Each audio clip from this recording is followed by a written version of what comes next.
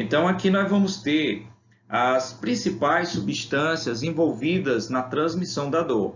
Então, chama atenção aqui principalmente para a substância P, glutamato, são substâncias produzidas pelos neurônios, principalmente lá a nível medular. Tá? Lá a nível medular nós vamos ter uma sinapse, muito importante, a gente vai já comentar. Essa sinapse, ela libera glutamato, substância P. Então, quando ocorre a chegada lá da via aferente, tá? Lá a nível de corno dorsal, lá a nível de medula, existe uma conexão dessa via aferente com outro neurônio e nessa sinapse nós vamos ter aí a entrada de sódio e cálcio, né, para que ocorra a despolarização desse neurônio. Quando entra esse cálcio nesse neurônio, esse cálcio ele entra por um canal chamado canal de cálcio tipo N. Quando acontece esse processo, ocorre a liberação de glutamato e de substância P.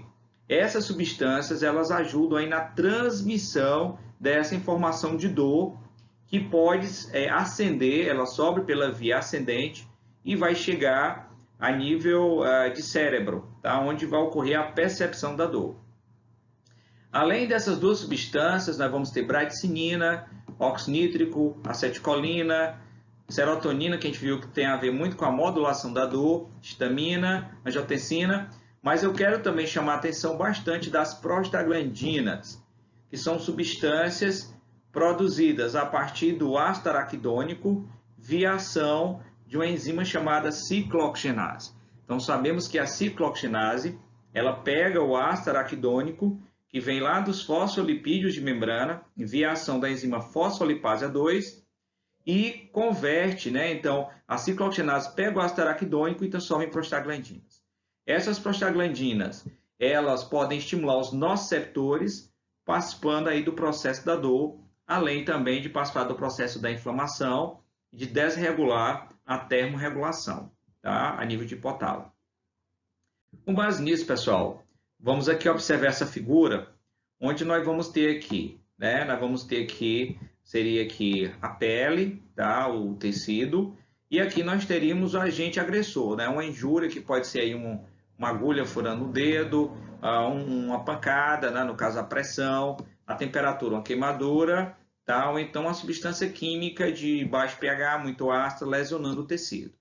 Quando você tem essa lesão no tecido, então ocorre aqui, a nível dessas terminações nervosas livres, que são os nociceptores, tá? Então ocorre aqui uma despolarização.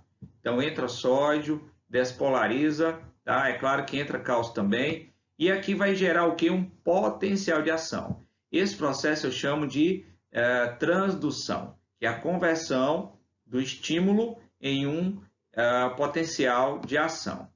Esse potencial ele vai pela via aferente, tá? E ele chega na região aqui medular, ele entra aqui na região chamada corno dorsal.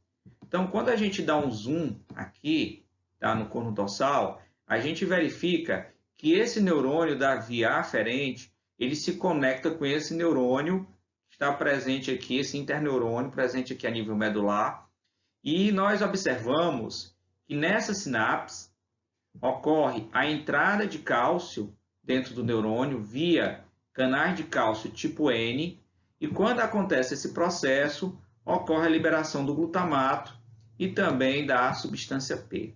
Essas duas substâncias vão conferir uma transmissão da dor, inclusive pela via ascendente, chegando a nível de cérebro, e você vai aí ter a percepção da dor. Caso ocorra uma inibição desses canais de cálcio tipo N, né? Caso ocorra essa inibição, essa entrada de cálcio ela fica reduzida, diminui aí a liberação desses neurotransmissores, e aí você vai ter um efeito analgésico. Isso aqui acontece, por exemplo, com os opioides e uma medicação chamada ziconotida, que é uma substância analgésica bem potente. Então, ela geralmente bloqueia esses canais de cálcio tipo N, tá? Então, aqui, mais uma vez, nessa figurinha, vamos exemplificar aqui. Aqui nós teríamos uma lesão no tecido periférico, tá? Então, pela via aferente, chegaria aqui a nível medular, a nível de corno dorsal, E a gente está vendo que essa informação, caso seja liberado substância P, glutamato, ela vai ser repassada, né? O potencial de ação vai chegar a nível de córtex, onde nós vamos ter aí a percepção da dor. Tá? Então, a percepção da dor é a nível cortical. Tá bom? Da mesma forma, nós vamos ter aqui uma via descendente da dor. Nessa via descendente, como eu falei, dentre outras coisas, essa via descendente, ela vai passar por uma região chamada núcleos da RAF. E nessa região ocorre a liberação, dentre outras substâncias, principalmente de serotonina, que vai aí modular a liberação desse glutamato e desta substância P. Então, a serotonina ela vai dar aí uma aliviada nessa dor. Isso a gente pode entender como é que alguns antidepressivos são usados, por exemplo, para dor neuropática. Então, nós temos aí medicamentos como a duloxetina, tá? Que ela vai fazer o quê? Ela aumenta os níveis de serotonina. Ela inibe lá o SERT, também inibe aí o NAT, são transportadores de serotonina e noradrenalina, e eles acabam aumentando aí os níveis de serotonina, que vai ter esse efeito modulador aqui da dor.